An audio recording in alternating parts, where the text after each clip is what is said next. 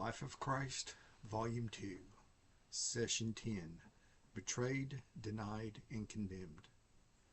The garden had been a place of prayer. Beneath the olive trees, Jesus had poured out his heart to the Father, while his disciples struggled to stay awake. Now the stillness was broken. The lights moved through the darkness. The sound of hurried footsteps grew louder. Swords, clubs, lanterns, and torches came into view. Judas was leading a large crowd sent by the chief priests, scribes, elders, and Pharisees. Temple officers were there, along with Roman soldiers. Why would such an armed force be needed to arrest one unarmed man? Judas knew exactly where to find Jesus. The Lord had often gathered there with his disciples. The betrayer had arranged a signal. The one he greeted with a kiss was the one they were to seize. Yet Jesus did not hide among the trees or wait for Judas to identify him. Knowing everything that was about to happen, he stepped forward and asked, "Whom do you seek?" They answered, "Jesus the Nazarene." Jesus replied, "I am he." At his words they drew back and fell to the ground. Then he asked them again, "Whom do you seek?"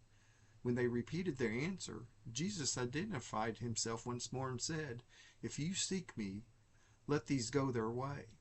Even in the moment of his arrest, Jesus was protecting his disciples. The signal was no longer necessary, but Judas carried out his plan anyway. He approached Jesus, called him Rabbi, and kissed him. Jesus answered with a piercing question, "Judas, are you betraying the Son of Man with a kiss?" The gesture should have expressed affection, but it became a sign of treachery. The mob moved forward, laid hands on Jesus, bound him, and took him into custody. Peter reacted immediately. Drawing his sword, he struck Malchus, a servant of the high priest, and cut off his right ear. Peter had promised that he was ready to die with Jesus, and at that moment he seemed determined to prove it. But Jesus stopped him. "Put your sword into the sheath." This was not a kingdom to be defended by physical force. Peter saw an enemy to strike. Jesus saw a wounded man to heal and a scripture to fulfill. If Jesus desired rescue, he could appeal to his Father for more than 12 legions of angels. No mob, no council, and no empire could take his life against his will.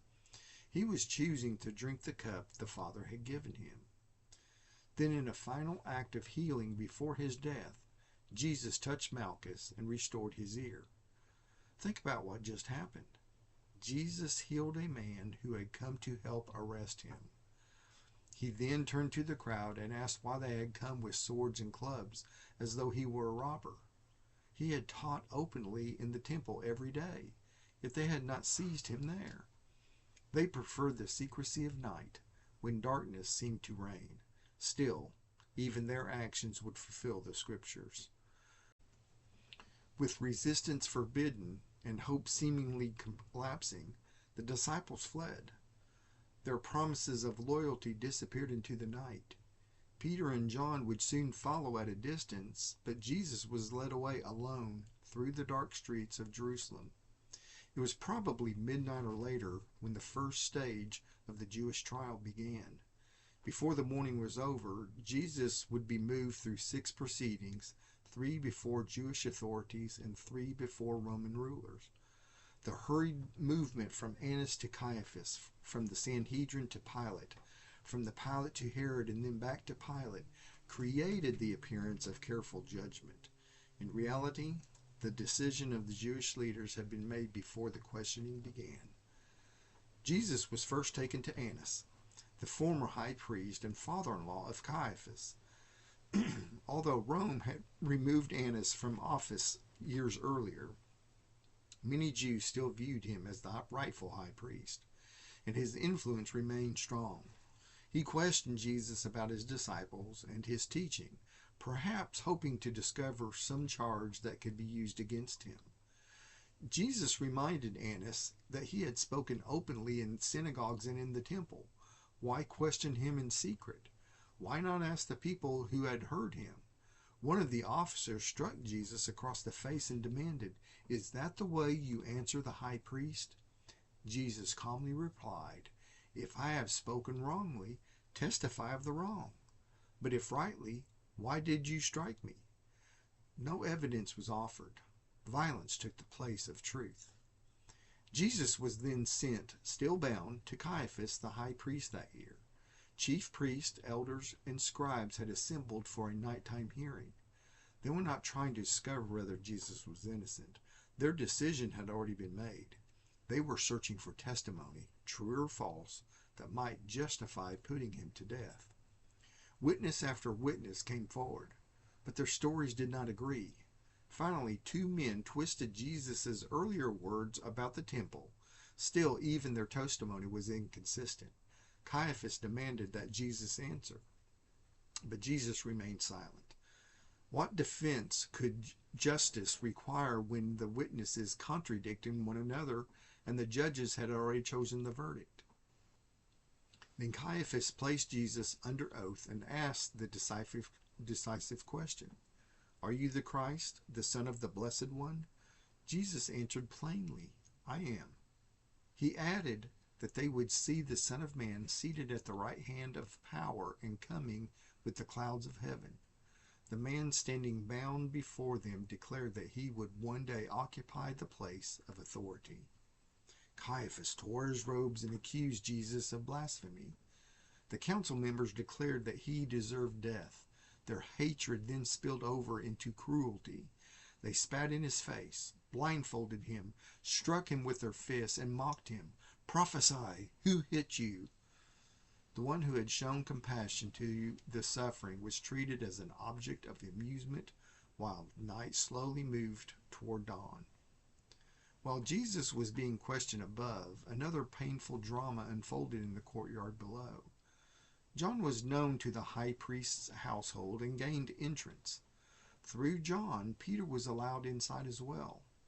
It was cold, and officers and servants had gathered around a charcoal fire.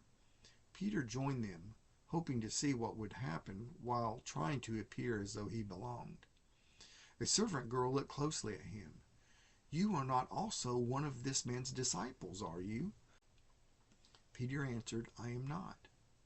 When she continued to identify him as one who had been with Jesus, he denied it before everyone. The fisherman who had stepped out of a boat onto stormy water was now frightened by the words of a servant girl. Peter moved toward the gateway, but the questions followed him. Another servant recognized him and told the others, "This man was with Jesus of Nazareth." Peter denied it again, this time with an oath. "I do not know the man." About an hour had passed. Then the bystanders pressed him once more. His Galilean accent gave him away. Worse, a relative of Malchus asked, Did I not see you in the garden with him?" Cornered by the truth, Peter began to call down curses and swear, "I do not know the man." Immediately a rooster crowed. At that moment, Jesus turned and looked at Peter. What was in that look? Sorrow? Understanding? Love? Whatever Peter saw, he remembered the Lord's warning. Before the rooster crowed, he would deny Jesus 3 times. Peter went out into the darkness and wept bitterly. He had not merely failed to keep a promise. 3 times he had denied knowing the one he loved. When daylight came, the council assembled for the 3rd stage of the Jewish trial. The nighttime proceedings needed an appearance of legality. The council met again as soon as the morning arrived. Once more they asked Jesus whether he was the Christ and the Son of God. Once more he affirmed the truth. The council formally condemned him, bound him, and led him to Pontius Pilate, the Roman governor. The Jewish leaders could condemn Jesus, but under Roman rule they could not legally carry out the death sentence. They wanted Rome's authority behind the execution and Rome's method of death. Without realizing it, their appeal to Pilate moved events toward the kind of death Jesus had already foretold. Blasphemy would mean little to the governor, so they reshaped their accusation into a political charge. They claimed that Jesus misled the nation, opposed taxes to Caesar, and presented himself as a king. The first charge was vague. The second was false. The third distorted the nature of his kingdom. Very early that morning, they brought Jesus to the praetorium, the governor's official residence. Ironically, the leaders would not enter a Gentile building because they feared ceremonial defilement during Passover. Yet they were willing to seek the death of an innocent man. Pilate asked Jesus, "Are you king of the Jews?" Jesus acknowledged that he was a king, but explained, "My kingdom is not of this world." If it were an earthly kingdom, his servants would have fought to prevent his arrest. He had come into the world to testify to the truth, and everyone who was of the truth would hear his voice. Pilate responded, "What is truth?" Then he walked away without waiting for the answer standing before him. He returned to the accusers and announced, "I find no guilt in him." That verdict should have ended the trial, but Pilate was more concerned with avoiding unrest than with defending innocence. Each attempt to avoid a firm decision would only draw him deeper into responsibility. Neutrality was becoming impossible. When the leaders mentioned Galilee, Pilate saw an escape. Since he was a Galilean, he sent him to Herod Antipas, who is also in Jerusalem. Herod wanted to see Jesus for a long time, not because he desired truth, but because he hoped to witness a miracle. He questioned Jesus at length. Jesus gave him no answer and performed no sign for his entertainment. Disappointed, Herod and his soldiers mocked Jesus, dressed him in a splendid robe, and sent him back to Pilate. Herod found no guilt worthy of death, but he found an occasion for cruel amusement. Back before Pilate, Jesus entered the third stage of the Roman trial. Pilate again declared him innocent and proposed having him punished and released. Jesus was scourged. Soldiers twisted together a crown of thorns, pressed into his head, draped a purple robe over his wounded body, struck him, and offered mock worship. "Hail, King of the Jews!" Pilate brought Jesus before the crowd and said, "Behold the man." Perhaps they believed the sight of Jesus beaten, bleeding, would satisfy them. Instead, the chief priests and officers shouted, "Crucify! Crucify!" They insisted that Jesus must die because he had made himself the Son of God. That claim made Pilate even more afraid. He took Jesus inside and asked, "Where are you from?" When Jesus did not answer, Pilate reminded him that he possessed authority to release or crucify him. Jesus replied, "You would have no authority over me unless it had been given to you from above." Pilate sat in the governor's chair, but he was not the highest authority in the room. Pilate made further efforts to release Jesus. He offered the crowd a choice between Jesus and Barabbas, a notorious prisoner involved in robbery, insurrection, and murder. Surely Pilate may have thought they would choose Jesus. Even Pilate's wife sent a warning, "Have nothing to do with that righteous man," for she suffered in a dream because of him. But the chief priest stirred up the crowd. They demanded Barabbas. When Pilate asked what he should do with Jesus, the answer rose again and again, "Crucify him." Pilate asked, "Why? What evil has he done?" The reason could not quiet the shouting. Then the leaders found Pilate's weakest point. "If you release this man, you are no friend of Caesar." Pilate had to choose between justice and his political security. At Gabbatha, the pavement, he sat on the judgment seat and presented Jesus once more. "Behold your king." The chief priests answered with astonishing words, "We have no king but Caesar." In rejecting Jesus, they denied the very hope they claimed to defend.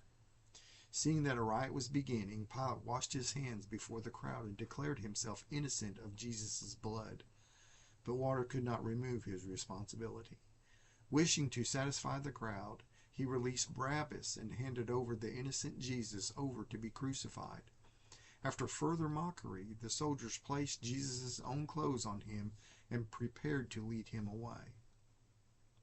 Before the story moves toward the cross, the gospel turns our attention back to Judas. When he saw that Jesus had been condemned, The 30 pieces of silver no longer looked like a reward. They looked like the price of innocent blood. Judas returned to the chief priests and elders and confessed, "I have sinned by betraying innocent blood." Their cold response was, "What is that to us? See to that yourself."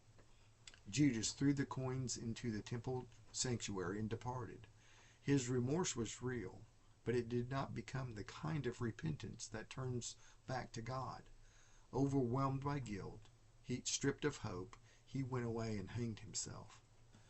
The chief priests would not return the coins to the treasury because they called them the price of blood. Instead, they used the money to purchase the potter's field as a burial place for strangers. The place became known as Hakkeldama, the field of blood. The wages of betrayal had purchased a cemetery. Peter and Judas both had failed Jesus terribly. Peter denied him, remembered his word, wept, and would eventually return. Judas confessed his guilt, but he did not seek the mercy that was still available. His life ended in tragedy, while Jesus, though declared innocent again and again, was being led toward the cross. How could religious leaders twist the law, a governor surrender justice, and a disciple deny his Lord, and another disciple lose all hope? And why did Jesus, who could have called legions of angels, willingly endure it all?